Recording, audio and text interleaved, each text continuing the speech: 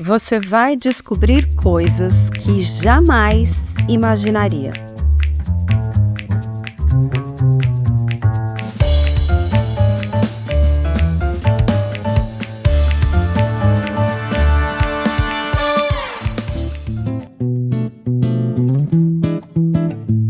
Olá, gente maravilhosa! Um dia espetacular para todas nós. Eu sou a Belle Toledo e criei essa série de 7 episódios para te ajudar a conhecer e pôr em prática o autodesenvolvimento. Dei a este podcast o nome de Eu Trago Você de Volta para Você Mesma. A cada episódio, um elemento simbólico da magia popular e um conceito fundamental para a liderança do século XXI. Este é o segundo episódio. O conceito é o das crenças limitantes.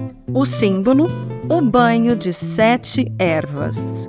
A partir da minha experiência de mais de 30 anos em consultoria e coaching de executivos e grupos, trabalhando com desenvolvimento profissional e de carreira, escolhi alguns elementos da magia popular para simbolizar conceitos que toda mulher deve conhecer e desenvolver em qualquer papel que decida desempenhar.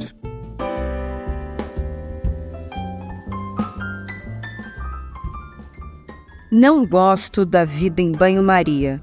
Gosto de fogo, pimenta, alho, ervas, por um triz. Não sou bruxa.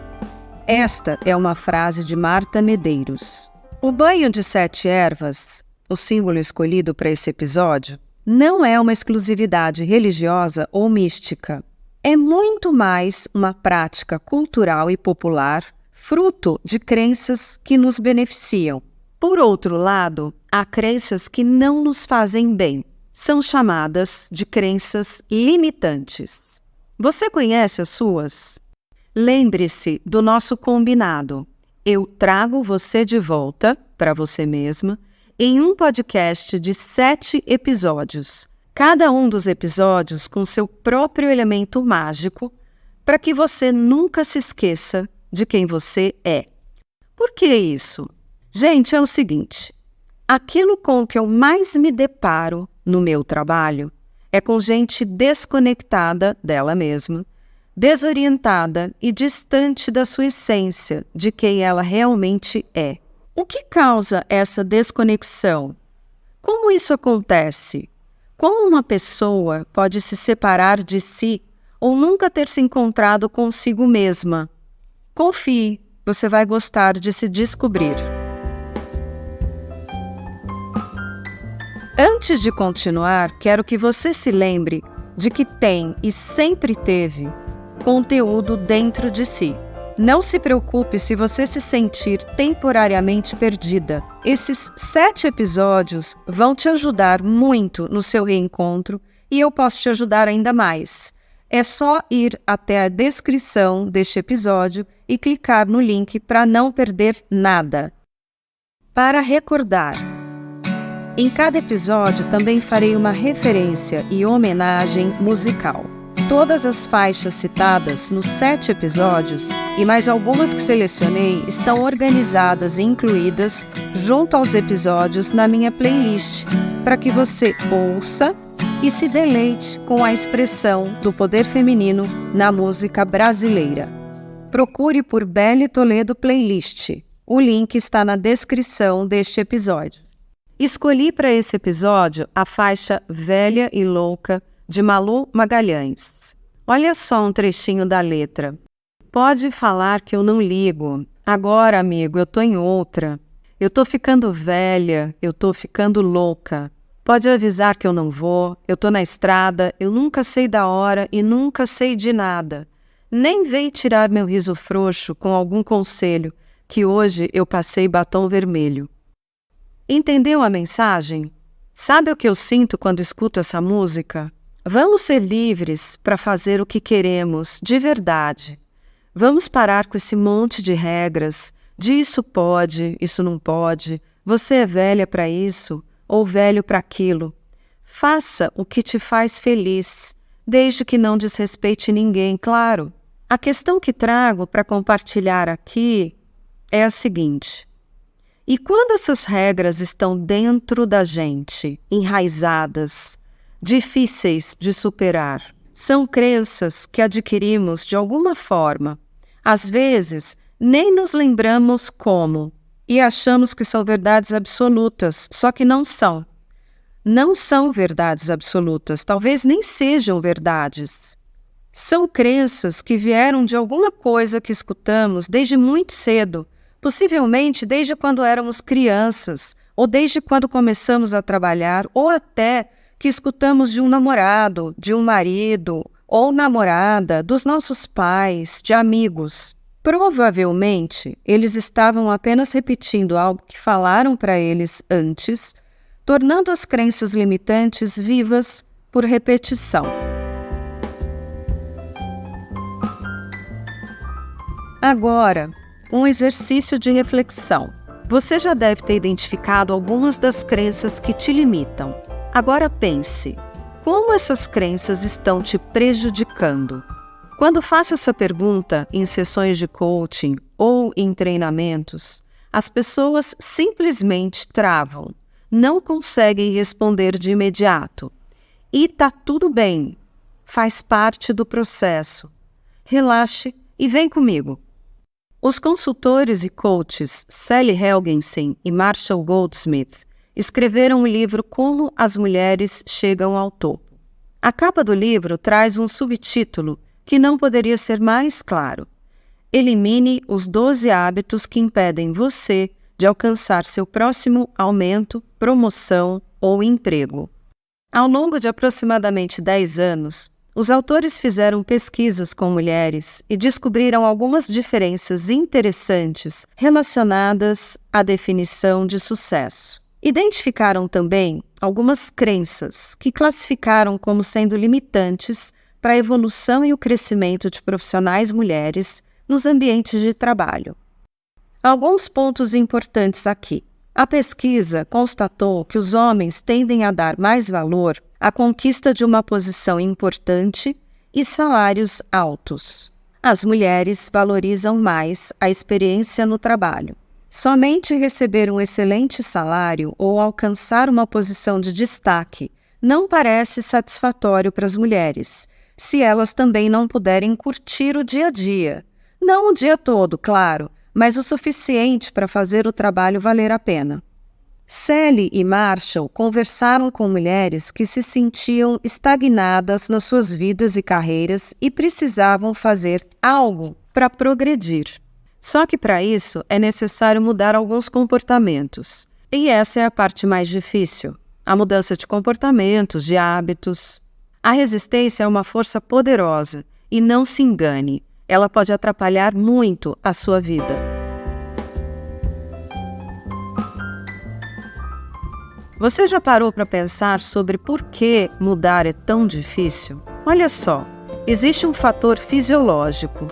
Todo o seu sistema neural foi projetado para favorecer o caminho de menor resistência, o caminho que você criou com seus pensamentos e ações anteriores. Quando repetimos comportamentos, estabelecemos caminhos neurais. Esses caminhos estabelecidos são a razão pela qual mudar comportamentos conhecidos é uma experiência desconfortável. O cérebro tenta reagir. Para deixar as coisas mais complicadas, criamos motivos para nutrir comportamentos que se tornaram confortáveis ou que nos foram úteis no passado. Pronto, agora que não muda mesmo, né? Parece um paradoxo. Resistimos à mudança porque nossos caminhos neurais nos predispõem a menor resistência. Lutamos para não mudar.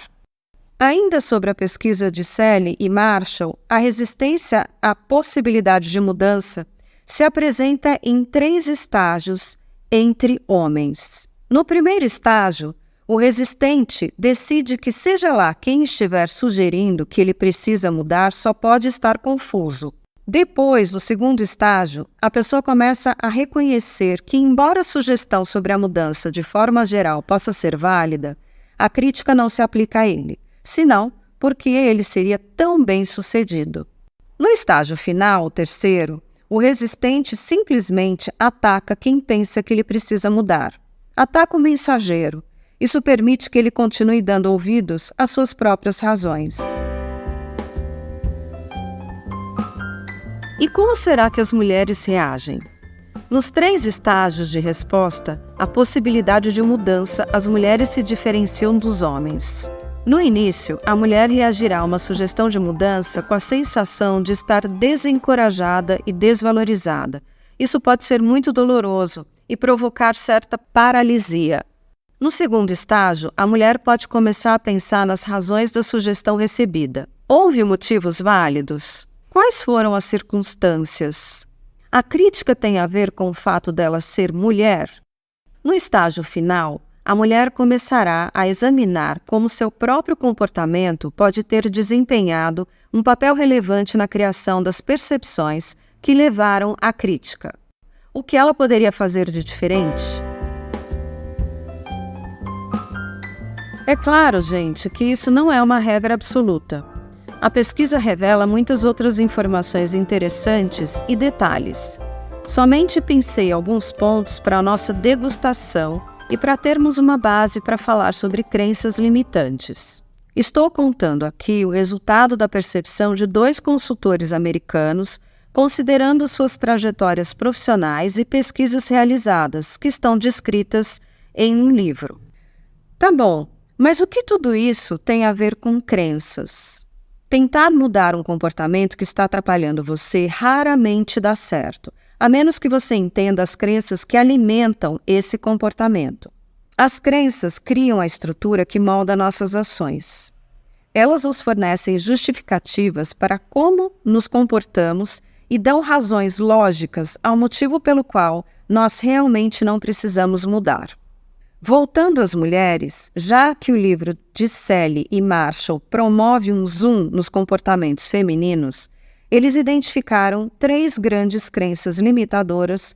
Essas crenças estão no centro da sua resistência, fornecendo justificativas para comportamentos que mantêm as mulheres estagnadas. Vamos a elas? Crença número 1. A ambição é ruim. Os autores relatam que o significado de ambição para as mulheres tornou-se pejorativo.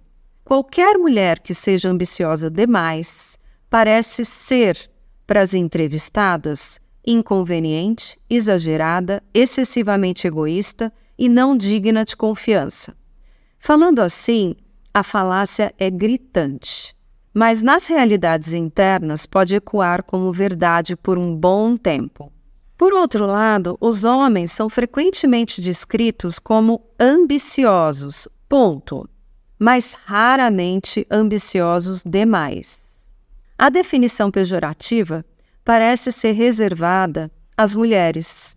Por isso, muitas mulheres, mesmo as muito bem-sucedidas, relutam em se descrever como ambiciosas. Crença número 2. Ser uma boa pessoa significa não decepcionar os outros. Muitas vezes, o desejo de não decepcionar as pessoas para manter a autoimagem de uma pessoa maravilhosa ou exemplar pode atrapalhar a capacidade de analisar objetivamente os prós e contras de novas oportunidades e possibilidades. Crença número 3. As mulheres devem sempre ser exemplos para outras mulheres. Sally e Marshall citaram o exemplo de uma profissional executiva, CEO, que engravidou de gêmeas. Mesmo ela tendo liderado uma reforma para que as políticas de licença-maternidade na empresa fossem mais generosas, ela anunciou que tiraria um período limitado de licença para o nascimento de suas filhas e continuaria trabalhando durante a gestação. Isso gerou uma tempestade de protestos e críticas, pois na cabeça de seus colegas, ela deveria dar o exemplo e usufruir da licença no tempo máximo permitido. Então, recapitulando, a primeira crença, ambição é ruim. A segunda crença, ser uma boa pessoa significa não decepcionar as pessoas. E a terceira crença, as mulheres devem sempre ser o exemplo para outras mulheres. Agora é com você. Continue a sua reflexão. Você já se pegou fazendo alguma coisa se comportando de alguma maneira e tendo uma dessas crenças limitantes como pano de fundo? Eu já. Isso me fez pensar muito. Lembra que meu combinado foi eu trago você de volta em um podcast de 7 episódios? Pois é, vamos lá. Tenho um convite para você. Vamos fazer um mergulho e para isso será necessário sair do modo automático. Bora lá?